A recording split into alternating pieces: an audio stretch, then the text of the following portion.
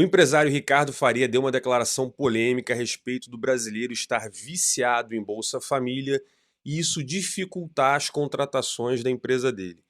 Olha, eu achei essa declaração dele extremamente corajosa, extremamente no mundo que a gente vive, em que tem tanta gente criticando ricos e empresários, mas é importante você compreender que ele está coberto de razão e esse é um dos principais motivos pelo qual a produtividade do trabalho brasileiro é tão baixo. Então eu vou explicar para você por que eu concordo integralmente com a fala dele. A primeira coisa que eu vou falar aqui é que eu já vi uma economista, a Olivia Sincera, salvo engano, falando, né, uma crítica sobre essa fala dele, dizendo que políticas de renda mínima são liberais. E ela tem razão. Milton Friedman defendeu isso, muita gente defende isso, eu mesmo acho que deveria existir uma política de renda mínima, mas ela não é a mesma coisa que o Bolsa Família.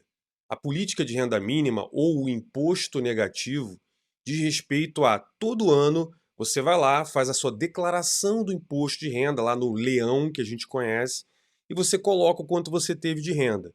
Se a sua renda for inferior à renda mínima, a diferença da sua renda até a renda mínima, o governo complementaria para você, te devolvendo o dinheiro todos os meses. Ao invés de você pagar imposto, você receberia a diferença entre o que você teve de renda para a renda mínima. Vou dar um exemplo rápido aqui. Imagina que você, no ano, conseguiu ganhar 15 mil reais por mês, dá mil e poucos reais por mês, beleza? E vamos imaginar que a renda mínima do Brasil fosse 2 mil reais por mês. Então, entre os 15 mil e os 24 mil, você recebia essa diferença mensalmente do governo, né? E por que isso é diferente do Bolsa Família? Porque a política da renda mínima ela coloca numa base única todo mundo que teve uma renda inferior à mínima. O Bolsa Família ele tem uma diferença grande. O Bolsa Família ele é pago para quem não está recebendo renda formalmente. Vou sublinhar o formalmente aqui, tá? O formalmente significa que você precisa estar no mercado formal de trabalho. Então vamos entender de novo, por exemplo. Vamos imaginar que você more no norte do Brasil, lá onde a Granja Faria ela tem operações. Se você não tem nenhuma renda formal, se você não tem CLT, se você não está recebendo nada por PJ ou MEI e coisa parecida, você simplesmente chega para o governo, se aplica e ele vai pagar para você o Bolsa Família, aí, 600 pratas, sei lá quanto for, a outras políticas estaduais e municipais, a gente que recebe muito mais do que isso. Tem auxílio gás, auxílio táxi, auxílio não sei o que lá, cidadão. Cada prefeitura e estado também tem políticas adicionais e sempre baseada nesse modelo de você não ter renda formal. Sublinho formal, que eu vou te explicar por quê. Então vamos lá. Eu trabalho no norte do Brasil, a gente está vendo aí que já tem 54 milhões de pessoas que recebem Bolsa Família e muita gente erroneamente tem chamado essas pessoas de vagabundos. Eles não são vagabundos, porque a maior parte, certamente, desses 54 milhões de brasileiros, eles trabalham sim, mas trabalham informalmente. Ou seja, o cara recebe lá, vou me fixar no Bolsa Família apenas, tá? O cara recebe lá 600 prata do Bolsa Família. Então ele ganha aquele dinheiro e aí ele fala o seguinte, porra, eu ganho o Bolsa Família aqui, mas eu vou fazer uma faxina. Eu vou, sei lá, ser servente pedreiro. Ah, eu vou trabalhar no mercado informalmente ali, carregando caixa. Ah, pô, eu vou dirigir um carro aqui para fazer um dinheirinho. O cara pode fazer um monte de trabalho informal. Vou vender sanduíche natural na praia. Tudo isso, se ele não estiver formalizado, ele vai ganhar o dinheiro fazendo isso e ganha também o Bolsa Família. E é aqui que está o problema. Vamos imaginar agora de novo lá a Granja Faria. Então, ó, o Ricardo Faria, porra, quer montar a empresa dele, quer expandir a empresa dele, e aí ele precisa o quê? De uma galera na logística. Vai chegar os ovos lá e tal, o cara tem que empacotar, ajeitar, encaixar, colocar no caminhão. É um trabalho simples. Você vai ser lá um inicial na área de logística. Aí o camarada que está recebendo Bolsa Família e, sei lá, é servente de pedreiro, aí ele fala, quer saber, eu quero arrumar um emprego, quero crescer na vida, quero entrar numa empresa. Aí ele vai lá na Grande Família e se aplica a uma vaga. Aí ele é atendido por alguém que oferece um salário, vou até falar um salário para ficar fácil da gente compreender, de 2 mil reais por mês. Aí o cara vai fazer a seguinte conta primeiro. Porra, eu ganho R$ 600 do Bolsa Família. Deve ter uma coisa ou outra ali. Eu faço aqui, um bico ali de servente e tal, ganho mais R$ 1.000, R$ 1.500. Não vale a pena me aplicar para uma vaga de R$ 2.000. Então ele fala, é melhor eu continuar informal, trabalhando, fazendo meus bicos e ganhando a grana do governo. Para mim é melhor. Pro lado da Granja Faria, você pode falar, não, mas é só ela pagar mais. Só que ela já paga mais, meu pequeno gafanhoto. Se você algum dia já trabalhou em uma área de RH, se você já fechou folha de pagamento, você deveria saber que no Brasil a quantidade de imposto que o governo entuba na empresa, no seu salário, sem você saber, é gigantesca. A conta que se faz aqui no Brasil, na média, é você pegar o salário que você vai pagar para alguém e você multiplica por 1,6 ou 1,8, depende da empresa, a quantidade de benefícios que você recebe. Então o camarada lá da Granja Faria, ele não vai te pagar R$ 2.000 por mês. Ele vai te pagar R$ 3.200 todos os meses para você ter um salário de 2.000. Só que aí, quando você receber seu salário de 2.000, o governo ainda vai te entubar FGTS, vai te entubar uma porrada de coisa, INSS, não sei o quê. E aí você vai ganhar o quê? 1.700 prata, 1.600 prata. Então, sob a ótica atual, quando você olha, todo mundo está certo. O Ricardo Faria lá, a Granja Faria, não vai pagar mais porque não tem como pagar mais para um cara que vai carregar a caixa. E para o cara que ia se aplicar essa vaga, ele fala, não, porra, é melhor eu não trabalhar lá na Granja Faria, é melhor eu continuar aqui fazendo meus bicos e ganhando Bolsa Família. Tá todo mundo certo. Só que isso gera um problema grave. E qual o problema grave?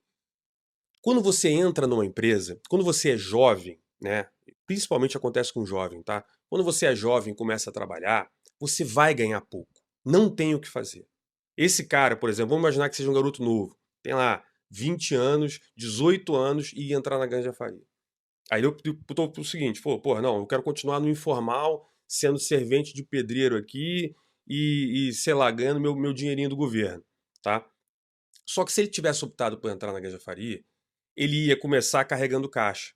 Daqui a pouco, fazendo um trabalho direitinho, indo trabalhar todo dia, alguém ia falar, pô, vem cá, vou te explicar como é que você faz para lançar as notas fiscais aqui. Aí o cara vai lá, entra no computador, começa a mexer e tal, o cara fala, pô, legal que você lançou a nota, agora eu vou te ensinar um pouco sobre o SAP, tá? E tem esse BI aqui que você tem que mexer, e o cara começa a mexer. Aí daqui a pouco o cara tá entendendo de precificação, de tributo. Aí botam ele lá para a parte de CPD, sei lá, enfim. Aí ele vai crescendo, aí ele vira um analista de logística. Aí ele vira um coordenador da logística. Aí daqui a pouco ele tá trabalhando dentro da empresa, vai para a sede. A empresa abriu uma área nova, ele vai como coordenador de uma coisa maior. E é assim que a gente vai crescendo. Aí daqui a alguns anos, esse cara que começou carregando caixa, talvez ele, eu não vou falar que ele virou diretor, presidente, não. Mas virou um coordenadorzinho, um coordenador sênior. Tá ganhando seus 8, 7, 8 mil reais. R$ 10.000, dependendo da região. E com R$ 10.000, plano de saúde, condição. Muitas vezes a empresa vai falar. A Granja Viana é uma empresa. A Granja Faria é uma empresa que tem operação internacional. De repente vai falar pro cara, pô, faz esse lançamento de nota fiscal aqui. Ah, mas é em inglês. Tudo bem, eu pago o teu curso de inglês para tu aprender. Então você vai se desenvolvendo como funcionário. E aí você vai crescendo na sua carreira. Aí daqui a pouco o moleque que estava com 20 anos e entrou carregando caixa, tem 30 e está numa posição muito mais estabilizada, tem uma capacidade muito maior do que ele teria se não tivesse entrado ali. Só que o que vai acontecer com esse cara que não fez isso? Ele vai virar servente pedreiro, vai ganhar a Bolsa Família, e aí ele vai fazer o quê? Vai continuar fazendo isso a vida inteira. Com 30 anos ele vai ser servente pedreiro. Aí vem uma crise no país, né? Vem um problema grave aí, o setor imobiliário despenca, aí ele fica sem emprego. O que ele sabe fazer? Ele só sabe ser servente de pedreiro. Ele não está numa empresa estruturada. Aí a região dele sofre um problema porque entrou um político A, o político B que fez cagada lá, e ele faz o que é da vida. Aí ele volta a viver só do Bolsa Família. Então o Bolsa Família, ele tem amarrado as pessoas a tentarem ficar nessa zona que é você nunca entrar no mercado formal e se desenvolver como carreira. E isso, galera, é muito triste, porque o caminho natural para qualquer pessoa seria, quando jovem você vai ganhar pouco, você vai trabalhar, mas você vai melhorar o teu networking, você vai melhorar o seu aprendizado. Foi o que eu falei, aí a própria empresa vai investir em você se você for um bom funcionário. Aí daqui a pouco você domina bem aquela função, até um concorrente da sua empresa te contrata. A empresa abre uma área nova, você vai de repente para outro lugar trabalhar. Assim que se cresce no mercado de trabalho. Inclusive, o Paulo Guedes, na gestão do Bolsonaro, trouxe uma ideia excepcional para resolver esse problema. É o que ele chamou de carteira verde e amarela. Você lembra desse caso que passou meio que batido, ninguém falou muito sobre isso? A carteira verde e amarela, né, que foi super criticada pela esquerda, óbvio, a esquerda só critica coisa boa, os caras não entendem porra nenhuma, falam um monte de merda, e aí eles acabam chutando um monte de política boa. A carteira verde e amarela proposta pelo Paulo Guedes seria uma carteira de trabalho para quem é jovem. Então seria ali sei lá, dos 16 aos 25, eu não lembro, tá? Tô chutando aqui. Então nesse período, essa carteira de trabalho, o funcionário que fosse contratado nessa idade, nessa faixa, a empresa não pagaria uma porrada de imposto para ele. Então ele custaria muito barato para a empresa, né? Teria incentivo para você contratar pessoas jovens. Aí sim, vamos voltar ao exemplo lá da Granja Faria. O cara que ia ganhar 2.000 e custa R$ 3.200 para a Granja Faria, ele ia custar para a Granja Faria, em vez de 3.200, lá, R$ 2.500. Aí ela pode aumentar em R$ 700 o salário do cara, aí ela paga 2.700 para ele. E aí o que acontece? Você resolve esse problema que existe no Brasil da juventude não ir para o mercado formal, e aí ela acaba presa no mercado informal fazendo trabalhos que não vão dar garantia de futuro para ela. E nesse ponto ele está correto. Aí sabe o que tem acontecido com empresas como a Granja Faria, que certamente é o investimento que o Ricardo Faria deve fazer na empresa dele? Mecanização. Aí o cara vai lá, contrata um robô, contrata não sei o quê, contrata equipamentos, tecnologia. Ou o que acontece com muitas empresas. Como a mão de obra no Brasil é muito cara, elas pegam e vão embora daqui. Por que você acha que uma blusinha da Shopee custa metade do preço de uma produzida aqui no Brasil? Ai, porque na China tem trabalho escravo, porque o trabalho escravo da China. Não é isso, não, seu idiota. Se você olhar lá na China, se visitar a China, que hoje é, entre aspas, capitalista, você vai ver que todo mundo tem um padrão de vida europeu. A China produz tecnologia de ponta hoje no mundo inteiro. A questão é que lá um trabalhador chinês ele custa muito barato. Ele ganha mais do que o brasileiro. Na tua cabeça, se você acha que o chinês ganha pouquinho, é porque você está atrasado. O salário médio do trabalhador da indústria chinesa é muito, muito maior do que o do brasileiro. Então lá em 2000 que você ficava falando, ai, o chinesinho ganha muito pouquinho, é explorado, é trabalho escravo. Você ainda tá com aquela cabeça presa lá. Hoje os caras ganham mais do que o brasileiro. Mas eles não têm CLT encarecendo o trabalho. E nem por isso você vê assim o Brasil se tornando a Meca, o americano pulando o muro do México para vir correr para o Brasil ser contratado aqui. O que você vê é brasileiros indo para os Estados Unidos.